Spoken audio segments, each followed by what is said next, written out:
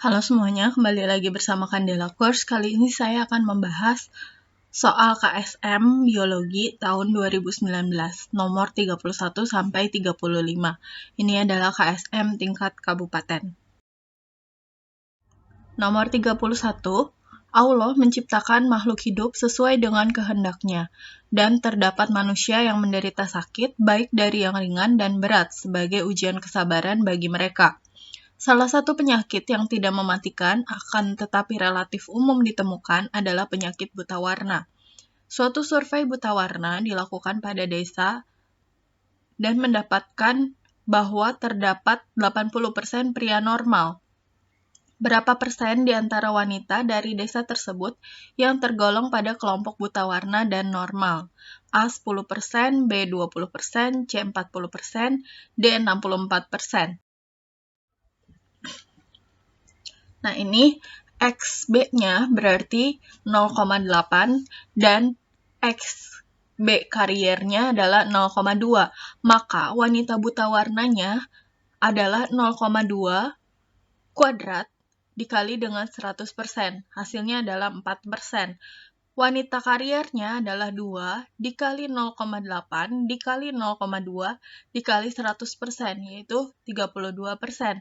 Dan wanita normalnya adalah 0,8 kuadrat dikali 100%. Hasilnya adalah 64%. Jadi, wanita buta warna ditambah wanita normal adalah 2% ditambah 64%. Jadinya 66%. Ini 2%-nya dari 0,2 ini ya. Normalnya adalah yang ini. Nomor 32, pernyataan mana yang paling akurat mencerminkan apa yang oleh ahli genetika populasi disebut sebagai fitness? A. Ukuran kontribusi genotip terhadap kumpulan gen generasi berikutnya. B. Mencerminkan jumlah pasangan yang dipilih oleh masing-masing individu populasi. C. Mengacu pada kesehatan relatif setiap individu dalam populasi. D. Ukuran kemampuan beradaptasi suatu organisme terhadap berbagai habitat. Jawabannya adalah yang A. Fitness adalah ukuran kontribusi genotip terhadap kumpulan gen generasi berikutnya.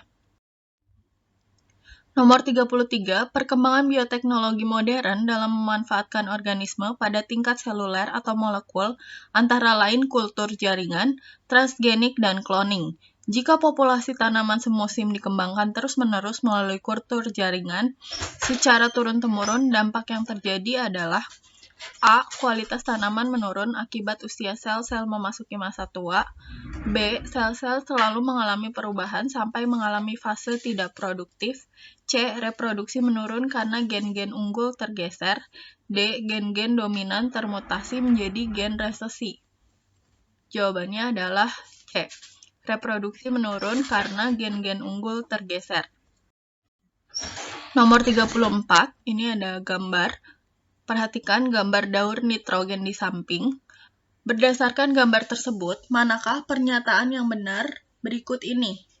Yang A, nitrogen di udara berasal dari fiksasi nitrogen yang dilakukan oleh bakteri nitrit dalam proses nitrifikasi. Yang B, bintil akar pada tanaman polong-polongan mengikat nitrogen dari dalam tanah hasil penguraian dekomposer. Yang C, nitrogen yang dilepaskan ke udara dari tanah berasal dari organisme autotrof. Yang D, nitrat hasil fiksasi biologis digunakan oleh produsen dan mengubahnya menjadi nitrogen. Jawaban yang paling tepat adalah yang D, nitrat hasil fiksasi biologis digunakan oleh produsen dan mengubahnya menjadi nitrogen. Kemudian nomor 35, manusia merupakan khalifah di muka bumi, berkewajiban untuk memelihara bumi. Akan tetapi pada kenyataannya, manusia ditemukan melakukan kerusakan di muka bumi, seperti yang digambarkan dalam surat Ar-Rum 41. Pencemaran lingkungan oleh logam berat seperti merkuri, timbal, kadmium merupakan salah satu contoh kerusakan yang disebabkan oleh manusia. Bagian berikut ini merupakan pola persebaran logam timbal di Waduk Cirata, Jawa Barat. Jadi ini di dalam plankton, di tingkat trofik 1, di dalam plankton ada 0,58 mg per kilogram. Kemudian detritus, ini tidak diketahui. Kemudian di tingkat trofik 2, ini ada ikan golsom, ada 0,85 mg per kilogram. Kemudian ikan nila ada 1,815 mg per kilogram. Di ikan mas ada 1,35 mg per kilogram. Kemudian di Maxozobenthus, ini ada 1,72 mg per kilogram. Kemudian di tingkat tropik 3, ada ikan hampal. Ini ada 1,19 mg per kilogram. Ini jalur pemangsaannya ya, tingkat tropik 1, 2, 3. Berdasarkan bagan di atas, hal manakah berikut ini yang benar terkait gambar di atas? Yang A, bagan di atas menunjukkan bukti terjadinya biomagnifikasi pada seluruh rantai makanan. Yang B, indikasi terjadinya biomagnifikasi pada gambar di atas hanya terjadi pada satu rantai makanan. Yang C, dalam bagan di atas tidak ditemukan indikasi terjadinya biomagnifikasi dalam setiap rantai makanan. Yang D, bagan di atas ditemukan indikasi terjadinya biomagnifikasi pada dua rantai makanan. Jawabannya adalah yang B. Indikasi terjadinya biomagnifikasi pada gambar di atas hanya terjadi pada satu rantai makanan. Oke, sekian dulu video kali ini. Thank you for watching. Jangan lupa untuk like, share, komen, dan subscribe.